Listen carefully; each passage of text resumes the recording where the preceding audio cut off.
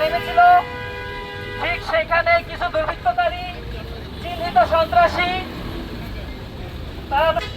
সম্মানিত উপস্থিতি, প্রিয় টঙ্গীবাসী, মাহফুজ হত্যার বিচার চাই আমরা সকলেই। যুব সমাজের সুপরিচিত মুখ।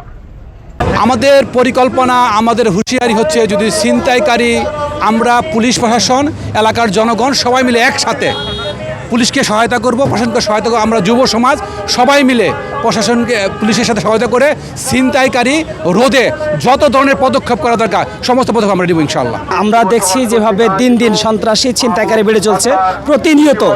এই টঙ্গীতে সাধারণ মানুষের জীবনযাপন পরিচালনা খুব কষ্ট হয়ে যাচ্ছে। প্রশাসনের দৃষ্টি আকর্ষণ করছি যে আপনারা এই যে 10 মাস গেল, কেন একজন ছিনতাইকারী ধরে দৃষ্টান্তমূলক শাস্তি দিলেন না? আমার পোলা দুই দিনে ছিনতাইকারী করছে।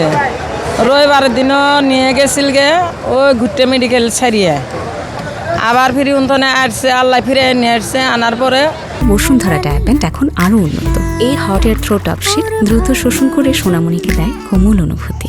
আবার পরশু দিন রাত্রে এই দিনও ধরছে 9টার সময় এই ব্রিজের ইন্ধনে টাকা পয়সা নিছে, মোবাইলটা কারি নিছে, নিয়ে মারিয়ে কিছু থানে বিছনার মধ্যে পড়িয়ে আছে।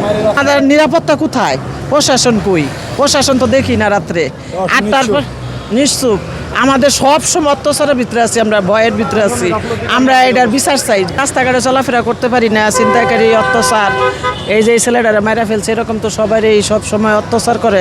আমরা এই ছিনতাইকারীর বিচার চাই। লোকের ভাই একটা পরশু দিনকে মাইরি চোখ মুখ ফাড়াই লাইছে, টাকা পয়সা সব লয়ে গেছে গা। আমাদের বর্তমান পরিস্থিতি আপনি দেখতেছেন, আমরা প্রতিনিয়ত আপনি যদি টঙ্গী শহরে, আমরা যে গাজীপুর মহানগর আছে বা দেখেন, যেমন আপনার রাস্তা দেওয়া একটু একা একটা পজিশন আপনি যাবেন, হুট করে কয়েকজন দল আসবে, হয় দেখবেন আপনার আশেপাশে কেউ নেই, পুরো ফাঁকা অবস্থান, কিন্তু কেউ আইসা হুট করে বলবে যে এই কী আছে দাও, মানে চাকু ঠেকাবে। তারপর দ্বিতীয়ত হচ্ছে, যখন যদি আপনি একটু দ্বিধাগ্রস্ত করেন, তারপর যদি আপনি এখানে নতুন অবস্থা থাকেন, তাহলে আপনার মানে ওনারা একটা ঘা দিতে দ্বিধাবোধ করবে না।